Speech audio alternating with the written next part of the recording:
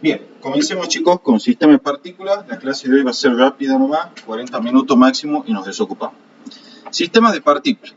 Un sistema de partículas, chicos, es justamente cualquier sistema o conjunto constituido por partículas que consideramos para su estudio. Cuando hablamos de su estudio, nos referimos a estudiar el comportamiento dinámico y energético de tal conjunto de partículas, ¿sí? Entonces, un sistema de partículas es cualquier conjunto de partículas considerado para su estudio. Los sistemas de partículas están caracterizados por algo que se llama centro de masa. El centro de masa de un sistema de partículas es una partícula o punto imaginario que se encuentra en las regiones del espacio donde se halla la mayor concentración de masa del sistema. O sea, si usted tiene un conjunto de muchas partículas que forman el mencionado sistema, usted el centro de masa siempre lo van a encontrar en un punto, ¿sí? En donde ese punto se va a ubicar en las regiones donde haya la mayor concentración de masa, ¿sí? Siempre está en las adyacencias o en las regiones correspondientes a las mayores concentraciones de masa. Ya vamos a ver por qué. El centro de masa, chicos, que es un punto o partícula imaginaria en general, ¿sí? Tiene una propiedad fundamental, ¿sí? Que la vamos a utilizar mucho para resolver algunas de las preguntas de final. La propiedad del centro de masa es la siguiente, y es que analizar la traslación de todo nuestro sistema de partículas, es decir, de todo nuestro conjunto constituido por un gran número de partículas, es totalmente equivalente a analizar únicamente la traslación de un solo punto imaginario, que es el centro de masas, ¿sí? El centro de masas muchas veces, me acuerdo cuando yo estaba en la cátedra, uno de los profesores se refería a él como el gato pulsudo. Decía así porque hacía referencia de que el centro de masa se encontraba, como les adelanté, en las regiones donde está la mayor concentración de masa. Y además, ese centro de masa permite describir la traslación de todo el sistema de partículas en términos de una única partícula, que es el centro de masa, que tendría toda la masa del sistema concentrada en ella. Desde luego, tal partícula no existe, ¿sí? Es un modelo puramente matemático, algo imaginario, ¿sí? Un sistema de partículas no tiene toda la masa concentrada en una sola partícula, no. Cada partícula tendrá su propia masa, ¿sí? Pero el centro de masa tiene la propiedad de que estudiar la traslación de todo el sistema de partículas es totalmente equivalente a estudiar la traslación de un único punto imaginario, que es el centro de masa, y dicho punto o partícula imaginaria es como si tuviese concentrada toda la masa del sistema en él. Un sistema de partículas, por dar algún ejemplo, podría ser un enjambre de abejas, ¿sí? Por ejemplo, esto podría ser un enjambre de abejas y constituir nuestro sistema S de partículas, ¿sí? Tendrá asociado su centro de masa, de manera tal que estudiar la traslación de todo este enjambre de abejas es totalmente equivalente a estudiar la traslación directamente de este punto imaginario que es el centro de masa y que se comporta como si fuese una partícula que tiene toda la masa del sistema, es decir, la suma de todas las masas de todas las abejas concentradas en ese punto que, insisto, se llama centro de masa. Bien. Esos son... Disculpa. Sí, diga, Tomás. No terminé de entender la analogía. ¿Cuál analogía? ¿Del enjambre de abejas? No, la del gato. Ah, bien. El profesor le llamaba, sí, le decía gato pulsudo, porque si vos tenés un sistema de partículas tiene muchas masas, ¿sí? Muchas masas puntuales, obviamente, que constituyen el sistema de partículas. El centro de masa muchas veces se lo estudia como un modelo matemático que consiste en una partícula puntual e imaginaria que tendría toda la masa del sistema concentrada en él. Por eso es el gato pulsudo, digamos, con que el gato gordo, que tiene toda la masa del sistema concentrada en él. ¿Sí? Simplemente por eso, ya. nada más que por eso. ¿Sí? Pero sí es importante entender que toda la traslación de este sistema complejo, como en general puede ser un sistema de partículas, se puede estudiar de forma totalmente equivalente en términos de este gato pulsudo o partícula imaginaria, que es el centro de masa, y se modela como una partícula que tendría toda la masa del sistema concentrada en ella. Desde luego es algo puramente matemático, ya vamos a ver por qué, y no es que existe en realidad, ¿no? Porque si acaso existiera, entonces quiere decir que cuando ustedes andan en grupos grandes de gente, se le tendría que aparecer el centro de masa ahí en el medio del grupo de amigos de ustedes. Eso nunca pasó, ¿verdad? Bueno, Gaby, no necesariamente el centro de masa está en el centro del cuerpo. No, no necesariamente. Está en la región donde haya mayor concentraciones de masa. Por ejemplo, si vos tenés un cuerpo simétrico así, desde el punto de vista geométrico, pero que no es homogéneo desde el punto de vista de la distribución de masa, y ponerle la mitad de pluma y la otra mitad de plomo, y bueno, el centro de masa seguramente lo vas a encontrar de este lado, donde está la mayor concentración de masa. ¿Sí? Claro. Bien, gracias. De nada. De hecho, ahora vamos a discutir eso. Vector posición del centro de masa, chicos, se denota como R centro de masa, o sea, la misma notación que de vector de posición, pero le ponemos el subíndice 6m para enfatizar que es del centro de masa. En primer lugar, consideremos nuestro sistema de partículas. Por simplificación, vamos a considerar dos partículas, una masa m1 y una masa m2, ¿sí? Pero lo que vamos a ver se generaliza sin cambio para cualquier número de partículas. Como siempre, vamos a fijar un sistema de referencia.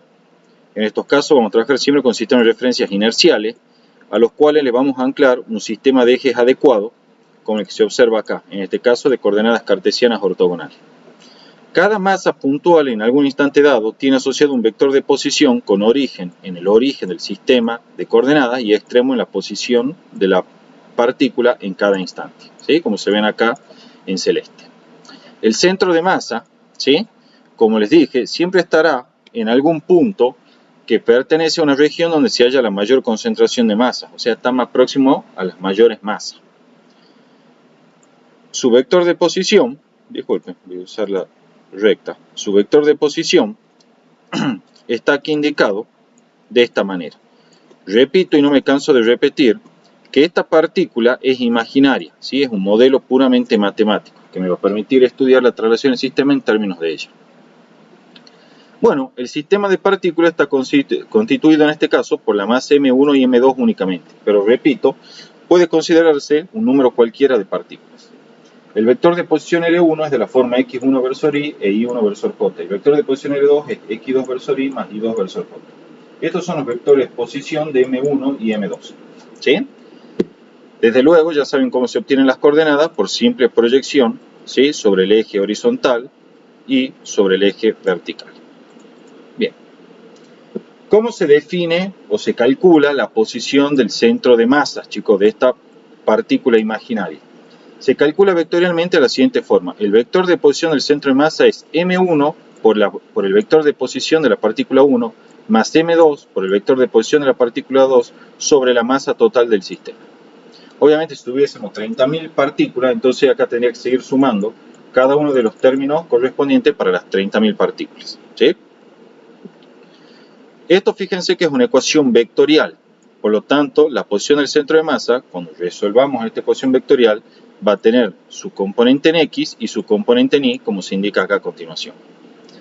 Muchas veces, una forma más sencilla de trabajar desde el punto de vista práctico para hallar el vector de posición del centro de masa consiste en trabajar directamente, chicos, con las componentes escalares y finalmente ensamblar el vector. Es decir, vengo y calculo la coordenada X del centro de masa como m1x1 por más m2 por x2 sobre la masa total. La y del centro de masa es m1 por y1 más m2 por y2 sobre la masa total. Si hubiese una componente en z es totalmente análogo, sería m1 por z1 más m2 por z2 sobre la masa total. Una vez que obtenemos estas componentes escalares, ensamblamos el vector escribiendo el vector posición del centro de masa será x centro de masa versor y, que lo calculamos acá arriba con esta ecuación, e y centro de masa versor j, que lo calculamos aquí arriba con esta ecuación. Como ya les había adelantado, apunten en la dirección o en la posición donde está la mayor concentración de masa.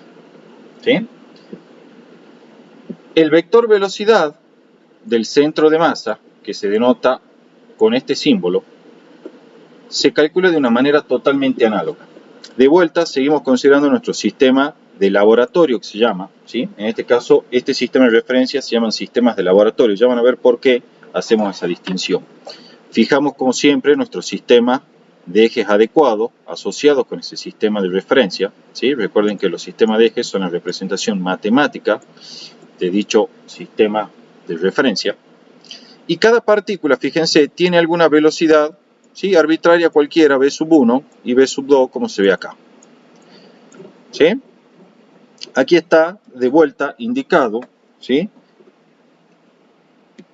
El centro de masa de nuestra, disculpen, ¿sí? De nuestro sistema. Ahí está. Bien, ahí sí se ve. Bueno, vectorialmente, fíjense que las velocidades tienen tanto componente en X como en Y, entonces vectorialmente el vector velocidad 1 será V1X versor Y, V1Y versor J, y el vector velocidad 2 de la partícula 2 será V2X versor Y más V2Y versor J. Son los vectores velocidad de M1 y M2. Recuerden por favor que esto también se extiende sin cambios para R3 y sin cambio para cualquier número de partículas. La velocidad del centro de masa, chicos, como no podía ser de otra forma, se define como la derivada de la posición del centro de masa respecto del tiempo. Y sus unidades en sistema internacional son el metro sobre segundo. O sea que fíjense que la velocidad del centro de masa es la velocidad de toda la vida, solamente que evaluada para la posición del centro de masa. Resulta que si ustedes trabajan vectorialmente usando las propiedades que ya saben de vectores, van a encontrar que calcular esta derivada del vector posición del centro de masa respecto al tiempo es totalmente equivalente a evaluar esta ecuación. Es decir, la velocidad en vector del centro de masa es m1 por el vector v1 más m2 por el vector v2 sobre la masa total. Como es una magnitud vectorial, desde luego, su representación final tendrá su respectiva componente en X acompañada del versor Y, su respectiva componente en Y acompañada del versor J y una hipotética componente en Z acompañada de su versor K. Al igual que lo que ocurría, chicos, con la posición del centro de masa, desde un punto de vista práctico podemos calcular estas componentes trabajando con las componentes escalares y luego ensamblando el vector al final. Pueden venir y decir, bueno, la velocidad del centro de masa en X, su componente escalar es m1 por v1x más m2 por v2x sobre la masa total. La velocidad del centro de masa en Y es m1 por v1y más m2 por v2y sobre la masa total. Finalmente, obtenidas estas componentes escalares, son componentes escalares todas, por eso no le he puesto la flechita arriba del vector. ¿Sí? Con esas componentes escalares armo ahora sí el vector, por eso va la flechita acá, que es velocidad del centro de masa, vector, es v centro de masa en X versor Y, más v centro de masa en Y versor J. Fueron calculados acá arriba. ¿Sí? Esta es la velocidad del centro de masa. ¿Tienen alguna duda hasta acá, chicos? No. Bien. La aceleración del centro de masa, ¿sí? Como toda aceleración, se define simplemente, ya se imaginarán, como la derivada temporal del vector velocidad del centro de masa respecto del tiempo, o lo que es lo mismo, la derivada segunda del vector de posición del centro de masa respecto del tiempo. Esa es la definición de aceleración del centro de masa. Veamos cómo trabajamos en este caso. Como siempre, consideramos un sistema de laboratorio S, que es nuestro sistema de referencia. Tenemos nuestro sistema de dos partículas, ¿sí? Estas partículas están una acelerando, la M1 con aceleración A1 y otra con aceleración A2. Como siempre, tenemos nuestro centro de masa aquí ubicado, que experimentará probablemente alguna aceleración. Vectorialmente, estas aceleraciones son A1X versor Y, A1Y versor J, y la aceleración de la partícula 2 es A2X versor Y más A2Y versor J. Resulta, chicos, que si a partir de la definición de aceleración en centro de masa ustedes trabajan algebraicamente, van a encontrar que calcular la derivada del vector de velocidad del centro de masa respecto al tiempo es totalmente equivalente a venir y calcular o ejecutar esta ecuación. La aceleración del centro de masa en vector es m1 por a1 más m2 por a2 sobre la masa total. Fíjense que también tenemos la reglita práctica que me dice que puedo venir y determinar las componentes escalares por separado del vector de aceleración en centro de masa. Esto es m1 por a1x más m2 por a2x sobre la masa total. Lo mismo para la componente en y. Y finalmente ensamblar el vector de aceleración en centro de masa una vez calculadas sus componentes escalares. Estas componentes escalares son los coeficientes de los versores I, J y un hipotético versor K si lo hubiese. ¿Alguna duda, chicos? No. Bien, hasta acá todo fácil porque en verdad no es nada nuevo, ¿sí? Definición de velocidad y aceleración como vimos. Para finalizar enfatizo la posición del centro de masa en metro, la velocidad del centro de masa en metro por segundo, y es la derivada de la posición del centro de masa respecto al tiempo, y el vector de aceleración del centro de masa en metro sobre segundo cuadrado, que es la derivada del vector velocidad del centro de masa respecto al tiempo. Comencemos a estudiar ahora, chicos, la dinámica de un sistema de partículas. Aquí es donde la cosa se empieza a poner más interesante. Una vez más, consideremos nuestro sistema de laboratorio, ¿sí? Ese sistema de laboratorio en este caso va a ser un sistema de referencia inercial. Y ese sistema inercial de referencia va a tener anclado un sistema de ejes cartesiano ortogonales como el que estoy dibujando a continuación. Nuestro sistema de partículas, una vez más, va a estar constituido solamente por dos masas, pero todo lo que vamos a ver a continuación se generaliza sin cambio para cualquier número de masas. Bien. Hay que establecer una serie de definiciones antes de comenzar. Empecemos por lo básico. El sistema, ya sabemos que van a ser nuestras dos masas, ¿sí? Lo acabamos de decir. Ahora vamos a entablar el concepto de fuerzas exteriores y de fuerzas internas. Ya se imaginarán. Las fuerzas exteriores, una vez que ustedes definen quién es su sistema, van a ser todas aquellas fuerzas producidas por elementos ajenos, es decir, que no pertenecen a nuestro sistema.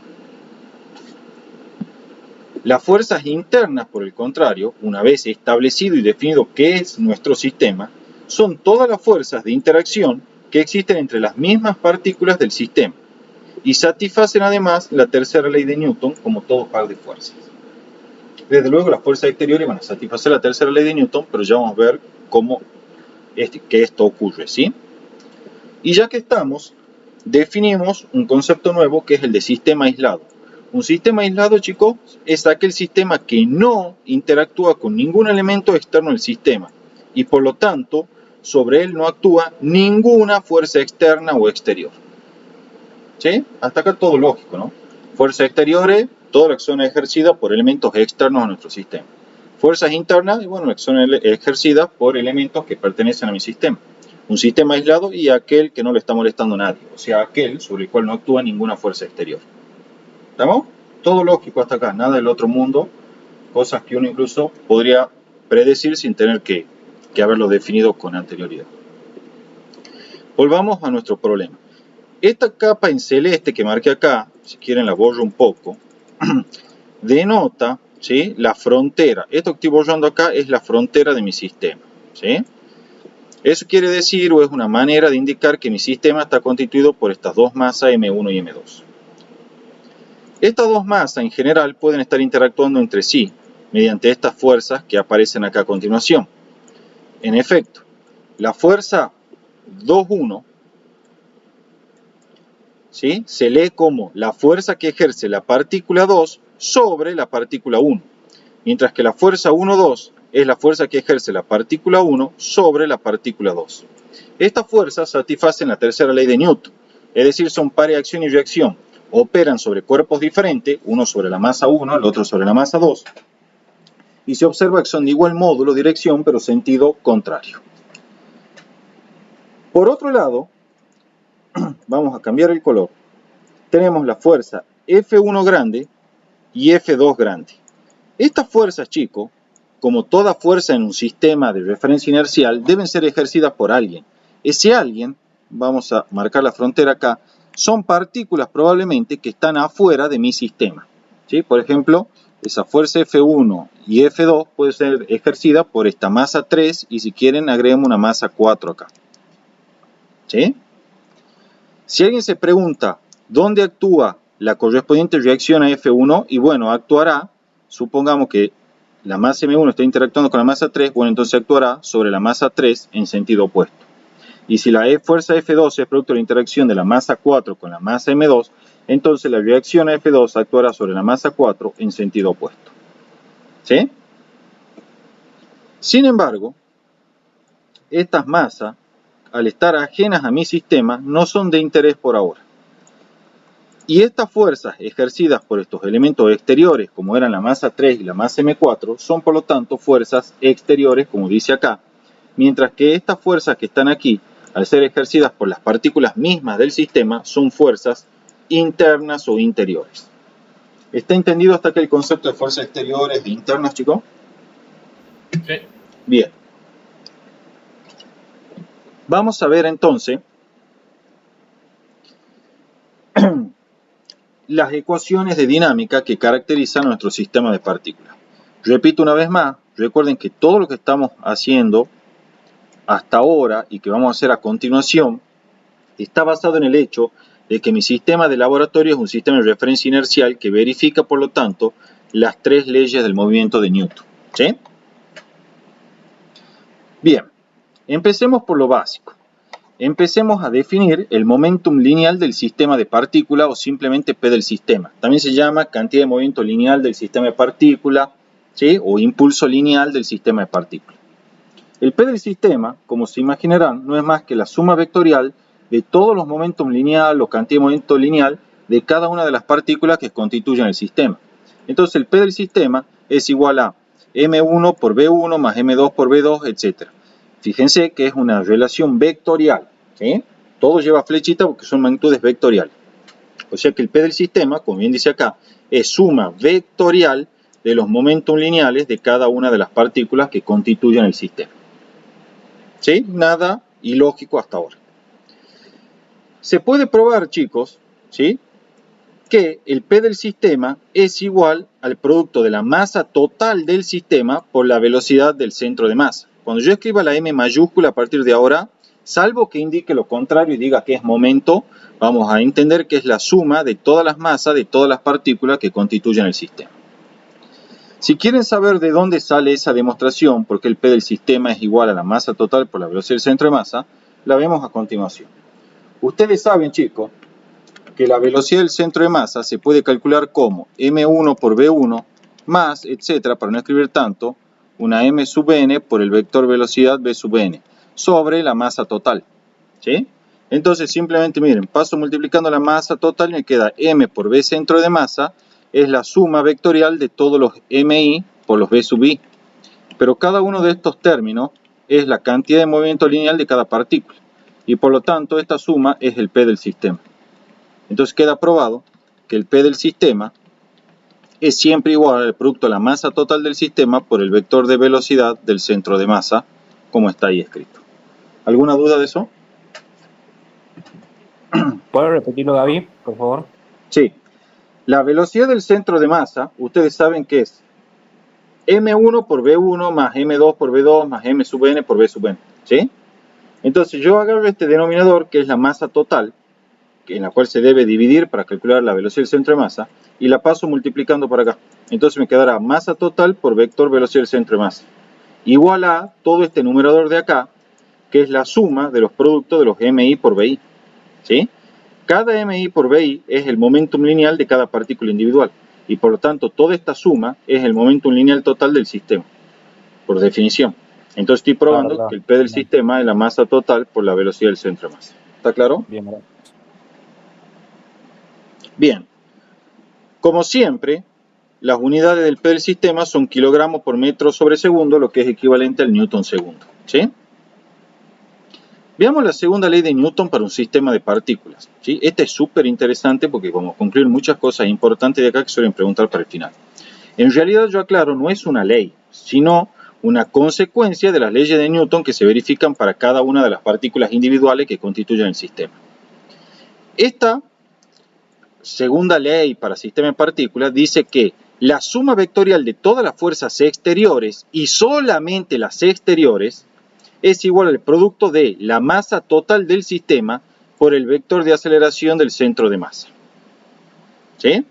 Repito una vez más. Esta ecuación me dice que la suma vectorial de todas las fuerzas exteriores y solamente las exteriores es igual al producto de la masa total del sistema por el vector de aceleración del centro de masa. Esta ecuación dice muchas cosas importantes. Primero razonemos cuáles son esas cosas importantes y después la voy a demostrar a esta ecuación. Esta ecuación, chicos, me está diciendo que únicamente una fuerza externa neta y no nula, o sea, suma de fuerzas exteriores distinto del vector nulo, puede acelerar el centro de masa. Por el contrario, las fuerzas internas de mi sistema no pueden acelerar el centro de masa. ¿Sí? O sea que el centro de masa solamente puede acelerar en la medida que la suma vectorial de fuerzas exteriores sea distinta de cero. Si no hay fuerzas exteriores, o sea nuestro sistema es aislado, la aceleración del centro de masa es nula y por lo tanto el centro de masa se mueve con velocidad constante o bien permanece en reposo. ¿Estamos, chicos? Si acaso hay fuerzas exteriores, pero su suma vectorial no es nula, de vuelta, en ese caso, la aceleración del centro de masa es distinta de cero y la velocidad del centro de masa es diferente de constante. Otra posibilidad sería que haya fuerzas exteriores, de manera tal que mi sistema no esté aislado. Sin embargo, esa suma vectorial de fuerzas exteriores sea cero. ¿Sí? Por ejemplo, supongo que todas las fuerzas exteriores que actúan se van cancelando de a pares. Entonces, en ese caso, aún a pesar de que mi sistema no está aislado, porque si están actuando fuerzas exteriores sobre él, la aceleración del centro de masa volvería a ser cero y el centro de masa estaría o en reposo o con velocidad constante. ¿Sí? Repito una vez más algo clave. Solo las fuerzas exteriores pueden acelerar el centro de masa. Las fuerzas internas no pueden acelerar el centro de masa. ¿Sí? Esta ecuación también tiene otra interpretación. Fíjense, no es que le llaman segunda ley de Newton para un sistema de partículas, sino porque efectivamente tiene la forma de la segunda ley de Newton, ¿ven? Tiene una forma matemática. ¿Qué es lo que me está diciendo esto?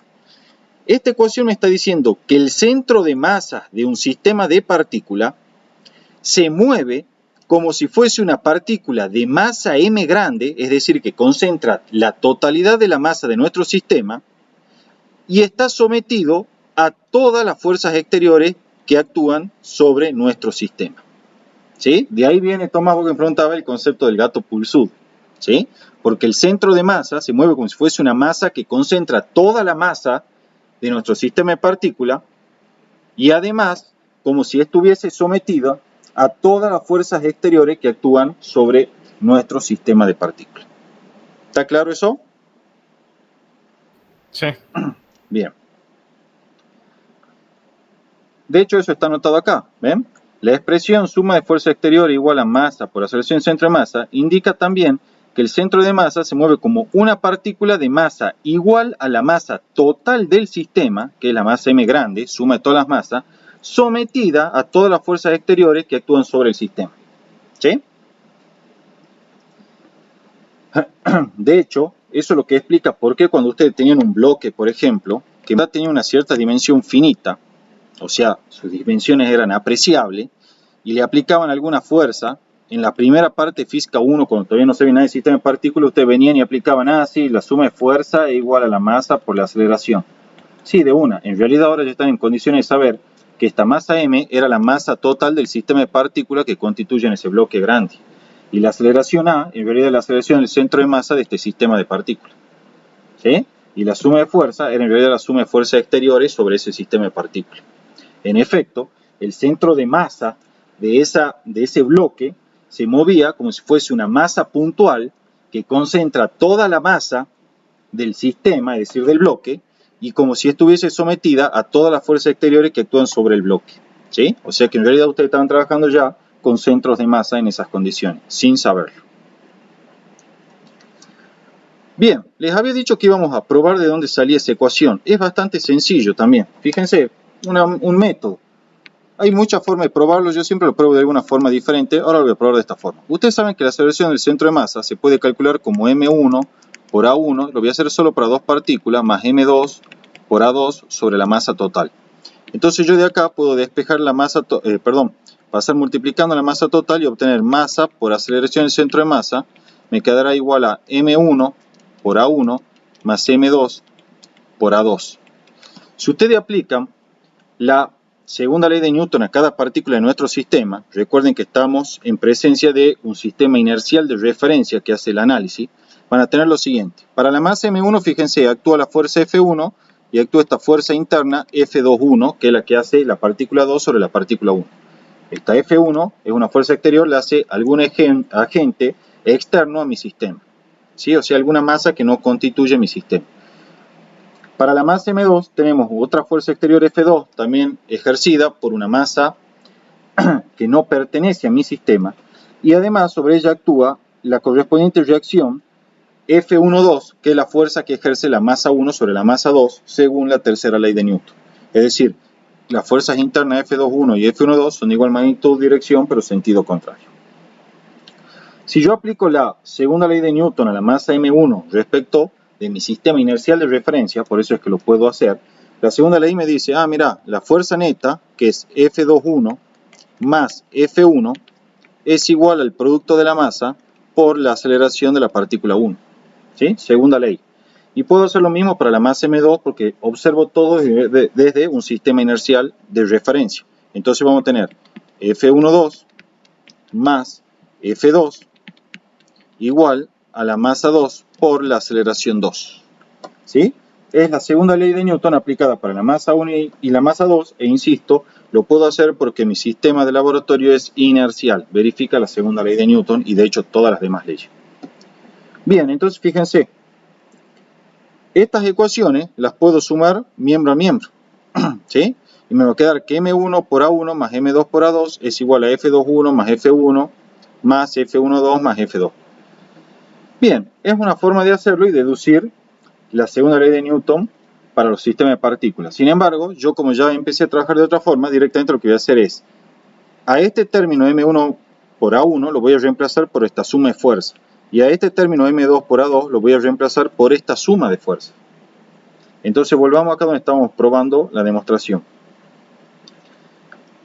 El M1 por el A1 es igual a la fuerza exterior 1 más la fuerza que hace la partícula 2 sobre la partícula 1 que era interna. ¿Sí? Eso es M1 por A1. Y M2 por A2 será la fuerza exterior que actúa sobre la partícula 2 más la fuerza interna que ejerce la partícula 1 sobre la partícula 2. Esto que está acá es M2 por A2. Por tercera ley de Newton sabemos que estas fuerzas son opuestas, por lo tanto se cancelan de a pares. Entonces fíjense, tenemos que la masa por la aceleración del centro de masa es simplemente F1 más F2. Y F1 y F2 son las fuerzas exteriores, entonces concluimos que la suma vectorial de todas las fuerzas exteriores es igual al producto de la masa por la aceleración del centro de masa. Con lo cual queda probado, ¿sí?, la segunda ley de Newton para los sistemas de partículas. ¿Tienen alguna duda? No. Bueno. Vamos a ver una forma alternativa de explicar esta segunda ley de Newton para los sistemas de partículas. Si ustedes recuerdan, cuando trabajamos con una partícula, sabíamos que la fuerza neta era igual a la rapidez de cambio del momento lineal de la partícula respecto al tiempo. Ahora fíjense, para un sistema de partículas resulta que la suma vectorial de fuerzas exteriores es igual a la rapidez de cambio del momento lineal del sistema respecto al tiempo. Primero expliquemos las consecuencias de esta ecuación y después la demostremos. ¿Qué es lo que nos indica esta ecuación? Esta ecuación, chicos, nos está indicando que el P del sistema, o sea, el total, suma vectorial de todos los P de cada partícula que constituyen el sistema, solamente puede ser modificado por fuerzas externas cuya suma no sea nula, o sea, suma vectorial de fuerzas exteriores distinta de cero. Las fuerzas internas, por el contrario, no pueden modificar el P del sistema. ¿Sí? Entonces, esta ecuación me dice que el momentum lineal del sistema solamente se puede modificar si hay una fuerza exterior neta nula, distinta de nula, perdón, actuando. ¿Sí? Solo en esas condiciones es que puede modificarse el P del sistema. Solo si hay una suma vectorial de fuerzas exteriores distinta de cero. ¿Sí? Sí, Tomás, sí te escucho. Otra cuestión más. Si la suma vectorial de fuerzas exteriores, chicos, es igual a cero, ¿sí? Si esta suma vectorial de fuerzas exteriores es igual a cero, entonces el momento lineal del sistema, ¿qué va a pasar? Se va a conservar, ¿sí? Se va a conservar el momento lineal del sistema. ¿Todos entienden eso? ¿Tiene duda alguien de eso? ¿Nadie? Bueno, fíjense algo más, chicos. Algo que es importante de todo esto. Ya voy a hacer la demostración a continuación, pero quiero enfatizar algo que es clave. No es por ser reiterativo, pero con esto suelen confundir mucho ustedes. Fíjense que esta ecuación dice suma vectorial de fuerzas exteriores es igual a la rapidez con la cual cambia el momento lineal del sistema. Por lo tanto, de ahí salen las conclusiones que hicimos recién. Si la suma vectorial de fuerzas exteriores es igual a cero, es decir, tenemos un sistema que no está aislado porque sí actúan fuerzas exteriores, pero su suma vectorial es 0, es decir, la F1 más la F2, por ejemplo, son 0, entonces esta derivada es igual a 0, y la derivada de quién es una constante, es 0, perdón, la derivada de una constante, ¿sí? O sea, esta suma de fuerzas exteriores es igual a 0. No daba. Sí, denme un segundito, porque Tomás no me está escuchando, voy a ver si lo puedo silenciar al micrófono. ¿Viví? Ahí está. Te silencié el micrófono, Tomás, porque salía muy fuerte por el audio. Entonces, fíjense esto, chicos. Repitamos la explicación esta porque esto es clave y suelen preguntar mucho sobre el final de esto. Gaby, ¿no estás compartiendo pantalla? ¿No estoy compartiendo pantalla? No, no. Espera. ¿Y cómo ha salido la...? Ahí está. ¿Ahí ven? ¿Ahí sí? Sí, ahí sí. Ahí está. Bueno, listo, chicos. Entonces, estábamos aquí en la parte de la suma de fuerzas exteriores. No sé qué habrá pasado, la verdad, porque se habrá dejado de convertir la pantalla. Igual no hay problema porque lo vuelvo a explicar y además los programas sí graban la captura y todo. Fíjense, habíamos deducido esta ecuación. Habían entendido la demostración anterior, ¿no? La de segunda ley de Newton para el sistema de partículas, ¿eso sí? Sí. Bien. Veamos esto entonces. Ustedes avísenme, bien se salga, porque a veces son bugs que tienen los programas, me tienen que avisar, ¿sí? Para que no perdamos tiempo. Entonces, teníamos esta forma alternativa de expresar la segunda ley de Newton. No se hagan drama que la volvemos a explicar. Esta forma alternativa me decía lo siguiente. Denme un segundito. Yo le había silenciado el micrófono a Tomás. Ya le voy a ver si me deja. Uy, ahora no me deja. Puedo hacerlo por mí mismo. Ahí está, listo. Ahí estamos, Tomás, listo. Bien. Bueno, entonces teníamos esta forma alternativa, chicos, de la segunda ley de Newton para los sistemas de partículas. La veamos una vez más. Esta segunda ley de Newton para los sistemas de partículas me dice que la suma vectorial de todas las fuerzas exteriores que actúan sobre el sistema de partículas es igual a la rapidez con la cual cambia el momentum lineal del sistema, ¿sí?, respecto del tiempo. ¿Qué consecuencias tiene entonces esta ecuación? Vamos por partes. La primera y más obvia. Si la suma vectorial de fuerzas exteriores es distinta de cero, es decir, tenemos un sistema que no está aislado y su suma vectorial de fuerzas exteriores es distinta de cero, entonces esta derivada es distinta de cero y podemos asegurar que entonces el momentum lineal del sistema está modificándose, es decir, está cambiando en el tiempo. Ahí viene la primera parte que es muy importante. Al momentum lineal del sistema solamente lo pueden cambiar fuerzas externas, ¿sí? Al momentum lineal del sistema solamente lo pueden cambiar fuerzas externas, ¿sí?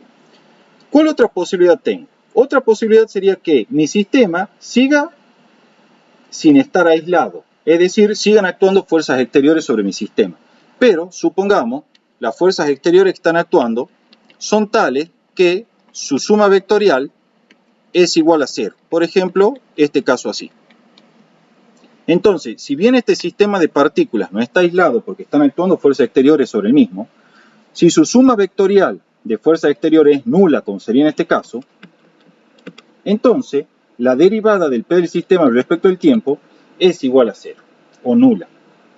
Ahora les pregunto yo, si esto se cumple en todo instante de tiempo, entonces, ¿cómo tiene que ser el momento lineal del sistema para que su derivada sea 0 en todo tiempo? Constante. Exactamente, constante. Entonces estamos en condiciones de afirmar que si el sistema no está aislado, pero su suma vectorial de fuerzas exteriores es nula, entonces el momento lineal del sistema permanece constante. Y el otro caso o posibilidad sería que mi sistema directamente esté aislado, o sea, no haya ninguna fuerza exterior actuando sobre las partículas de nuestro sistema.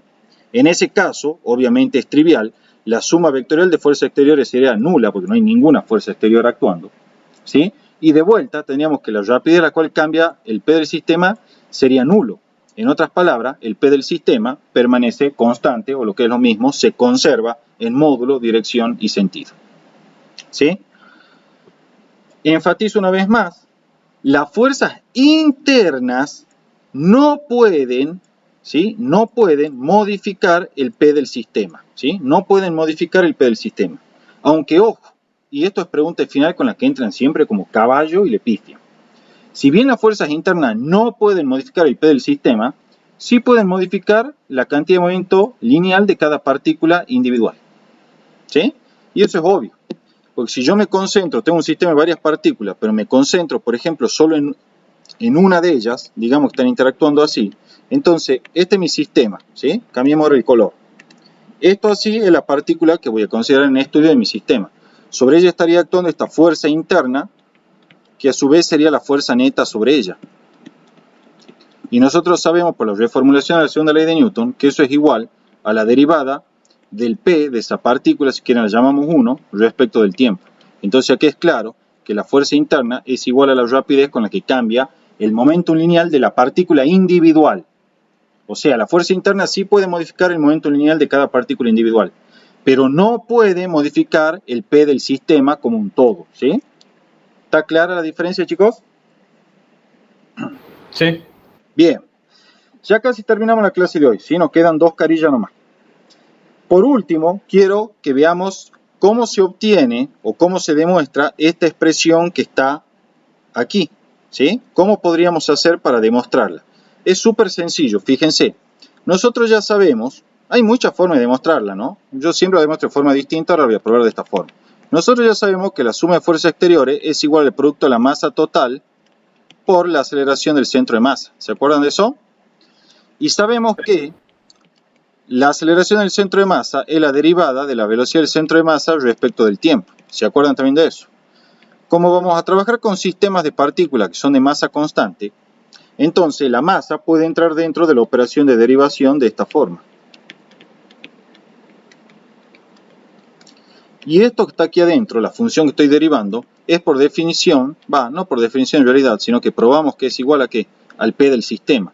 Entonces, esta derivada es lo mismo que evaluar la rapidez a la cual cambia el P del sistema respecto del tiempo. En efecto, probamos que la suma vectorial de todas las fuerzas exteriores es igual a la rapidez con la que cambia el P del sistema con respecto del tiempo. ¿Está claro, chicos? Sí. Bien. Buenísimo. Bueno, recuerden del análisis que hicimos hace un rato, podemos concluir lo que se llama principio de conservación del momentum lineal. Así en la forma que nosotros procedimos, ¿sí? En verdad sería un teorema, pero realmente es un principio, ¿sí? Es uno de los principios más absolutos que se conocen en la física, vale en todos los ámbitos de la física. El principio de conservación del momentum lineal establece que en un sistema aislado de partículas, es decir, un sistema sobre el cual no actúan fuerzas exteriores, o bien sobre un sistema en el cual la suma vectorial de fuerzas exteriores es nula, o sea, esta suma vectorial es cero, el momentum lineal del sistema, o sea, el P del sistema, se conserva. Es decir, permanece constante en módulo, dirección y sentido, tal y como explicamos hace un ratito. ¿Sí? Aquí está. Matemáticamente, el P del sistema al inicio es igual al P del sistema al final si el sistema está aislado, o lo que es lo mismo, la suma de fuerzas exteriores es igual al vector nulo. ¿Sí? Esta ecuación ya la conocieron ustedes y la utilizaron para resolver problemas de colisión. Para finalizar la clase de hoy, veamos el concepto de la impulsión neta de un sistema de partículas. De vuelta, tenemos nuestro sistema constituido por 2 partículas M1 y M2, un sistema de laboratorio sobre el cual vamos a fijar un sistema de ejes adecuado como el que está aquí indicado. Sobre este sistema van a actuar fuerzas exteriores F1 y F2 ejercidas por partículas ajenas a mi sistema y desde luego las fuerzas internas debido a la interacción mutua entre las partículas que constituyen el mismo sistema. La impulsión neta, chicos, para un sistema de partículas se define como la integral entre el tiempo inicial y el tiempo final en el cual se calcula dicha impulsión de la suma vectorial de todas las fuerzas exteriores respecto del tiempo. O sea que la impulsión neta se define de manera totalmente análoga como se define la impulsión para una partícula, ¿sí? Y como siempre, la impulsión se calcula en un intervalo de tiempo. No tiene sentido calcular la impulsión neta en un instante, porque va a ser cero, ¿sí? Se la calcula siempre en un intervalo de tiempo. Y ese intervalo, ¿sí? Los extremos de ese intervalo son los límites de integración superior e inferior. Aquí está, impulsión neta sobre un sistema de partículas en el intervalo de tiempo delta de t igual a t final menos t inicial, que son los límites de integración. La suma de fuerzas exteriores, como siempre, es justamente eso, suma de fuerzas exteriores. El teorema impulsión-momento de un sistema de partículas dice que el J neto externo es igual al delta de P del sistema. Los aliento a que lo demuestren. Es totalmente análogo a la demostración que hicimos para una partícula. Y este teorema físicamente me está diciendo que solo una impulsión neta externa no nula es capaz de modificar el P del sistema. ¿Sí? O sea, solo con el J neto externo sea distinto de cero, es que el cambio del P del sistema va a ser distinto de cero y por lo tanto el P del sistema va a cambiar. Si el J neto externo es igual a cero, el delta de P del sistema es igual a cero y por lo tanto el P del sistema no cambia. Por cierto, digamos, el delta de P del sistema es el P del sistema al final, menos el P del sistema al inicio, que es igual a masa por velocidad del centro de masa al final, menos masa por velocidad del centro de masa al inicio. Con eso está terminada la clase de hoy, chicos. ¿Tienen alguna duda? No. ¿Ninguna? Perfecto. Bueno, chicos. ¿Qué nos quedaría por ver, más o menos? ¿Cómo? Perdón. ¿Qué nos quedaría por ver, digamos, el tema? Y nos estaría quedando sistema de partículas, lo vamos a terminar mañana en 2 clases. Mañana terminamos el sistema de partículas en 2 clases, ¿sí? Dejo de grabar la clase de hoy y ya les comento.